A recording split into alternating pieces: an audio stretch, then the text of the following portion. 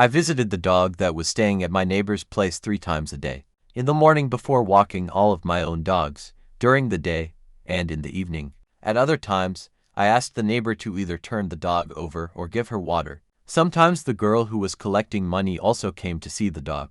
On the day when I noticed maggots on the dog, I of course removed them all, treated the wounds, and with a clear conscience went to take care of the other dogs. While I was away, that girl arrived, petted the dog.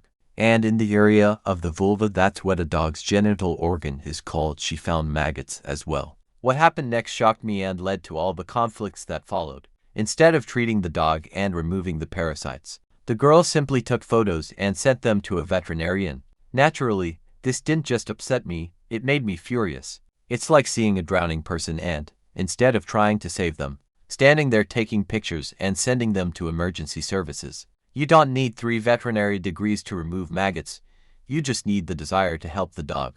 This incident was the last straw for me. After the incident where a girl, instead of removing the maggots from the dog, simply started taking photos and sending them to the vet, I raised the issue that this person was not genuinely interested in the dog's well-being and was pursuing some other motives. I suggested that the money collected for the dog's treatment should be kept by the neighbor, since the dog lives in his yard and all the procedures and handling take place there. And that's when things got really interesting.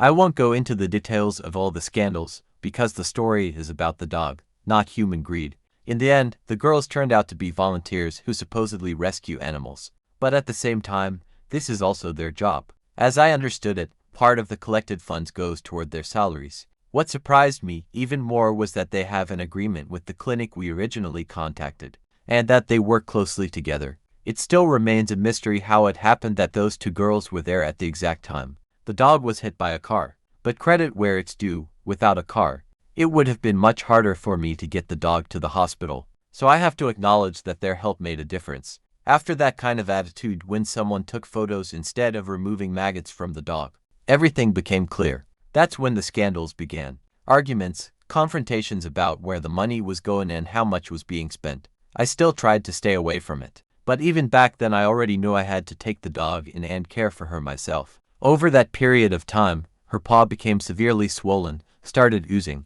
and one day I saw a bone sticking out. I was, of course, in shock. We urgently needed to find a good doctor who could perform surgery on her paw. There's a clinic near me with a surgeon, but he said it couldn't have been a bone and that I must have been imagining things.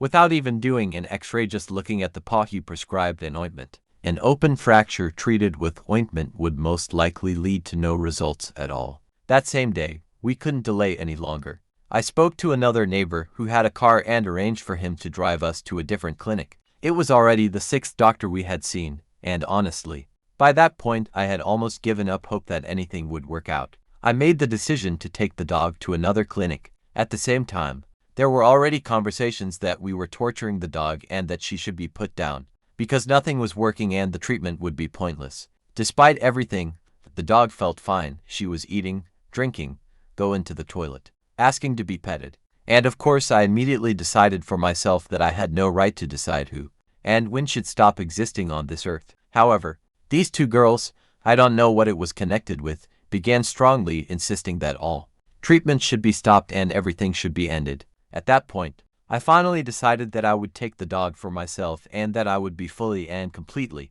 responsible for her care. Even after I told everyone that the dog was mine, that I had taken her and that I would treat her myself with my own money, they still would not calm down. At one moment, I even thought that they might do something to the dog in my absence. It was a very tense situation, as arguments were happening all the time, and they were dividing among themselves the money that had been collected for the dog's treatment. After reaching an agreement with a neighbor about using his car, he drove us to another clinic. At last, the dog received a proper x-ray there, which showed a spinal fracture, a broken tail, and a fracture of the front leg. 12 days had passed since the accident, and only on the 12th day did I manage to find a good doctor the next day.